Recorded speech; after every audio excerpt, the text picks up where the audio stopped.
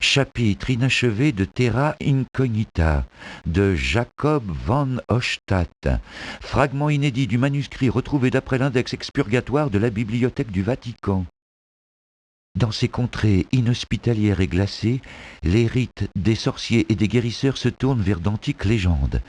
De mystérieuses et cruelles entités auraient dominé l'Arctique en des temps reculés. Une cité maudite aux murs immenses cacherait encore des descendants abattardis de ceux qui, ici, semaient la terreur des siècles et des siècles auparavant, marquant à jamais l'âme de ces peuples.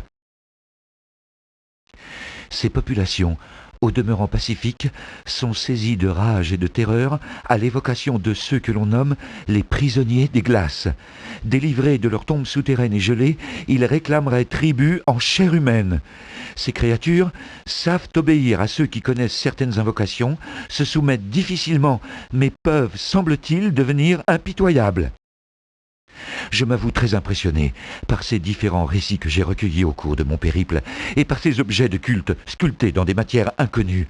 Une chose est certaine, les Esquimaux répugnent à prononcer certains mots qu'ils tiennent secrets jusqu'à l'heure de leur mort. Terrible puissance de la parole, mais la Bible ne dit-elle pas « Au début était le Verbe » ?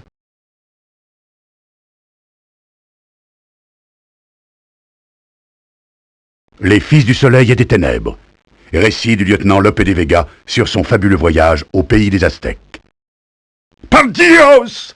S'écria le capitaine Cortés, surpris par ce rite nouveau qui s'offrait à nos yeux. Nous découvrîmes ces sauvages demi-nus. Ils se lançaient des balles d'or et d'argent. Sans doute, sous l'influence d'une quelconque drogue, ces malheureux riaient. Pourtant, lorsqu'une des balles tombait à terre, l'homme était traîné vers le temple pour y être sacrifié dans d'horribles conditions. Ce jeu était en fait un rite sacré qui symbolisait la course des astres. Si une boule roulait à terre, une catastrophe naturelle devait advenir. C'est, du moins, ce que croyaient les Aztèques.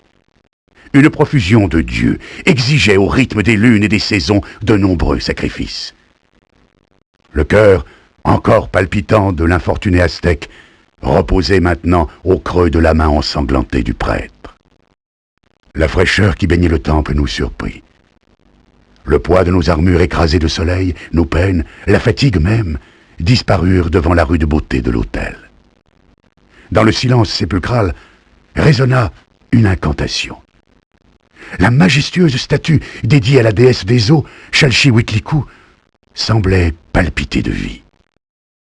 Ce bloc de pierre, drapé dans un manteau d'or et de pierreries, prenait vie sous nos yeux. Horreur! Ses yeux de granit encore vides, quelques secondes auparavant, s'injectaient de sang. Nous reculâmes. Don José fut pris de convulsions. Il tenta de brandir son crucifix. Le prêtre éclata de rire. Un affreux rictus déforma les lèvres de la statue, découvrant une ignoble rangée de dents acérées.